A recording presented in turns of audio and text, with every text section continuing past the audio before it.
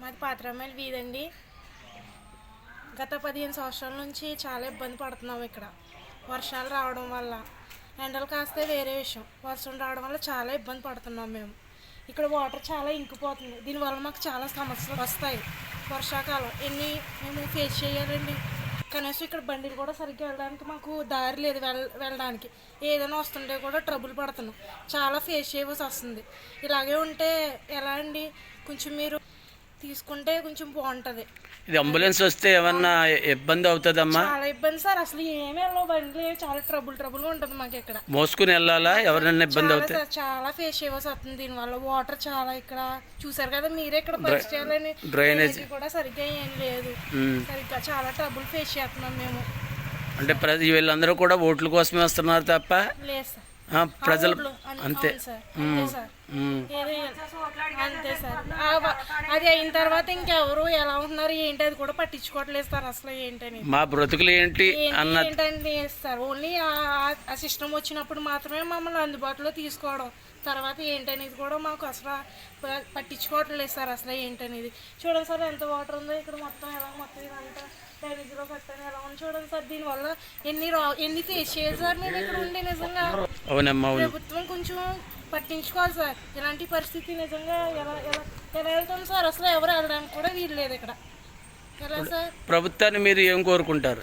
ఏం లేదు సార్, ఇవన్నీ కొంచెం మాకు కొంచెం సాయంగా గట్ట ఉండి, సపోర్ట్గా ఉండి, కొంచెం అన్ని శుభ్రంగా గట్ట ఉంచి నీట్గా ఉంచేసేవాళ్ళు సార్. అంటే ఇక్కడ తప్పనిసరిగా రోడ్డు వేయాలి, డ్రైనేజీ నీట్గా చేయాలి సార్. కొంచెం ఏదన్నా ఇక్కడ మంచిగా ఏమైనా ఇబ్బందిగా గట్ట ఫేస్ చేస్తే ఆ సమస్యను ఒకసారి అడిగి ఏంటని అడిగి దాన్ని ప్రాబ్లమ్ సాల్వ్ చేస్తే సాల్వ్ సార్. ఏమవుతుంది సార్ అది. ఓకే అమ్మా, థ్యాంక్ యూ.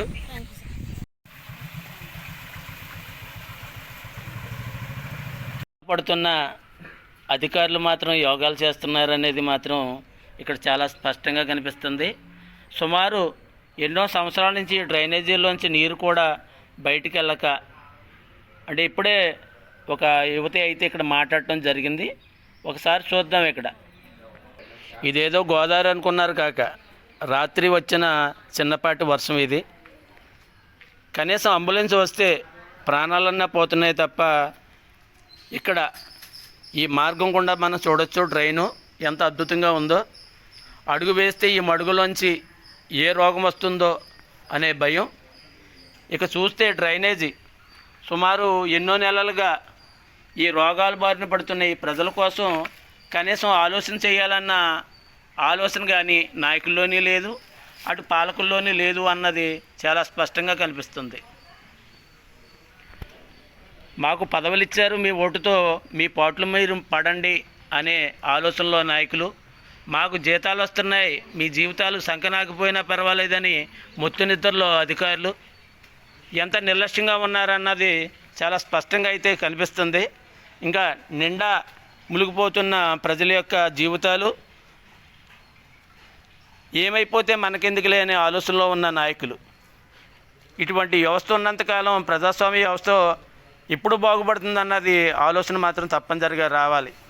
కనీసం వాహనం వెళ్ళాలన్నా, కనీసం ఇదే మార్గంలో స్కూల్ పిల్లలు పాఠశాలలకు వెళ్ళాలన్నా సరే, మరి ఈ మురుకు కూపం సుమారు ఎన్నో నెలల పైన అవుతుంది. ఇదంతా కూడా నిర్లక్ష్యం, అధికారుల్లో నిర్లక్ష్యం, అలాగే పాలకుల్లో మొత్తం మనకెందుకు లేని నిర్లక్ష్యం ఎక్కువగా ఉండిపోవడం వల్ల ఈరోజు చూస్తే ఒక చిన్న గోదావరి తలపించేలా ఉంది. ఇదంతా కూడా సుమారు మోకాలు లోతు నీటిలో ఏ రోగం వచ్చినా సరే ఇక్కడే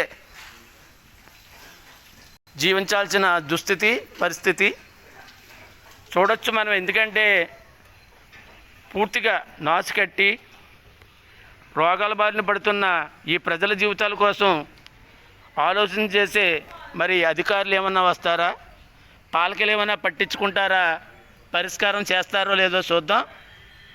నేను సైతు టీం, పాత రామాలయం వీధి, కొత్తపేట. జై హింద్.